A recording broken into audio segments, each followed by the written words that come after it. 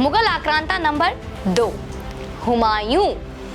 तो नमस्ते हिंदुस्तान, कैसे हैं आप लोग। अब तक मुगल सीरीज के 2 वीडियोस में आपने बाबर की वो कहानी जानी जो इर्दातान हमसे हमारे इतिहासकारों ने सिर्फ इसलिए छिपाई क्योंकि अगर हम जान जाते तो ऐसे पतित लोगों को क्यों ही इतिहास के किताबों में जगह मिलती या मिल भी जाती।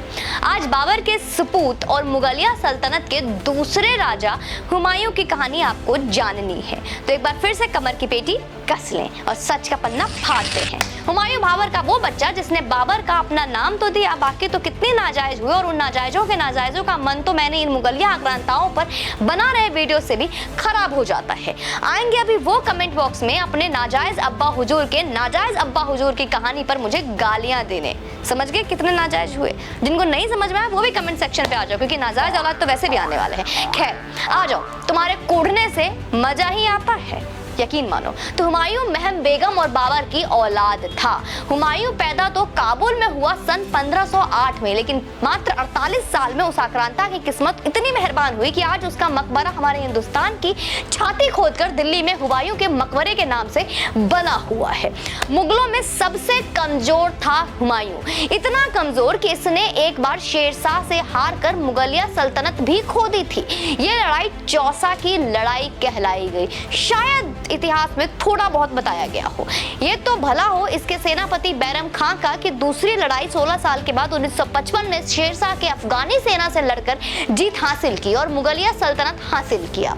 हुमायूं की 1556 में मौत हुई। 1 साल बाद सीढ़ियों से गिरकर बेचारे की मौत हो गई। हुमायूं की 3 रजिस्टर्ड बेगमों और सैकड़ों रखैलों में से एक रजिस्टर्ड बेगम थी जिसका नाम था गुलबदन। थोड़ी पढ़ी लिखी रही होगी तो उसने हुमायूं को जीवन में हुई घटनाओं में हुमायूं नामा नाम से किताब का शक्ल दिया, ठीक वैसे ही जैसे बाबर ने बाबर नामा लिखा था। तो गुलबदन हुमायूं नामा में एक कुछ घटना का जिक्र करते हुए लिखती हैं, और जिनका इंग्लिश वर्जन है हमारे पास है, मैं उसका हिंदी ट्रांसलेट सुनाती हूँ। अब आप इसे ध्यान से सुनिए। ये लिखती हैं, मालदेव के सैनिकों से बचते बचते हुमायूं बादशाह अमरकोट तक पहुंचे। बेगम हमीदा बानो पेट से थी और बादशाह के साथ उनके अमीर और सैनिक आदि थे। रास्ते में प्यासे भूखे ये जैसे तैसे अमरकोट पहुंचे। वहां के राणा प्रसाद ने बादशाह का स्वागत किया, जनाना और बादशाह के दुर्ग का अंदर ले गए और अमीरों और उनके आदमियों को दुर्ग से बाहर का स्थान दिया। सिंध के रेगिस्तान में ये नगर और दुर्ग हमीदा बानो को स्वर्गनुमा लगा।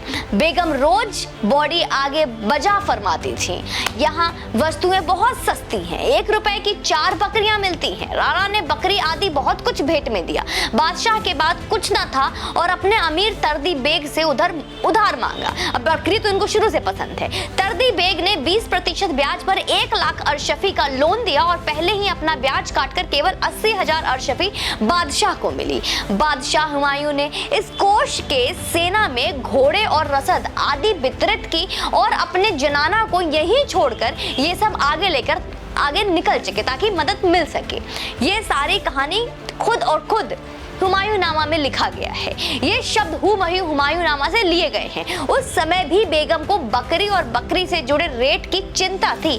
तर्दी बेग इतना मौका परस्त आदमी था कि हमीदा बानो को बैठने तक को उसने अपना घोड़ा न दिया था और बादशाह का मुलाजिम दरबारी था। अब आप कहेंगे सीधा सवाल कि मालदेव से क्यों भाग रहा था हुमायूं, तो वो भी बता देती हूँ आपको, और उसको लेकर जो झूठ है उसका भी मैं आज पर्दा उठा देती हूँ। मारवाड़ के राजा मालदेव राठौर जी एक शक्तिशाली राजा थे।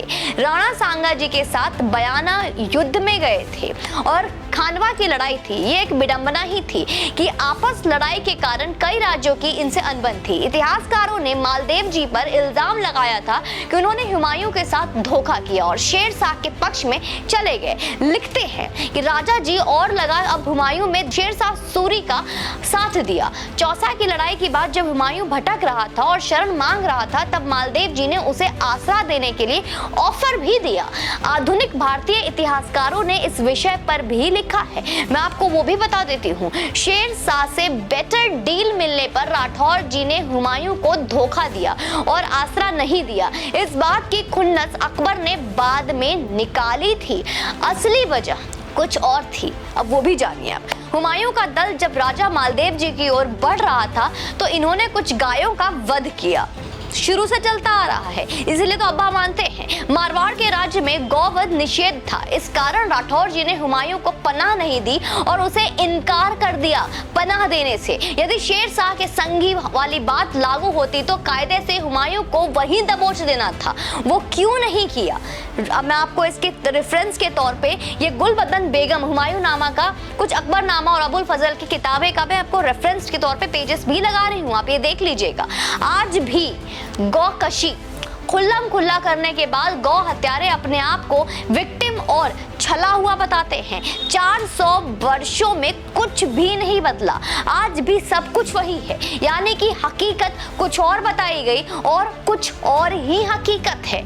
बाबर और हुमायूं के राज खोल दिए, अब बारी है अकबर की, जिससे पर्दा हटाना सबसे ज्यादा जरूरी है, क्योंकि वही है जिसको आपके सामने बॉलीवुड और टीवी जगत ने बड़ा आशिक और न्यायप्रिय राजा के रूप में प्रोजेक्ट किया है। द ग्रेट अकबर, अकबर महान है। इंतजार करिए, उसके ऐसे खुलासे होंगे कि उसके नाजायज औलादे भी उससे नजर फेर लेंगे और महान अकबर की महानता को घिन्नता से देखेंगे, और ये महानता को हम छिन्न छिन्न कर इनकी महानता को धीरे धीरे लेंगे और अकबर का वास्तविक चेहरा आपके सामने लाएंगे। बाकी आप इस वीडियो को शेयर जरूर कीजिए। जय हिंद, वंदे मातरम।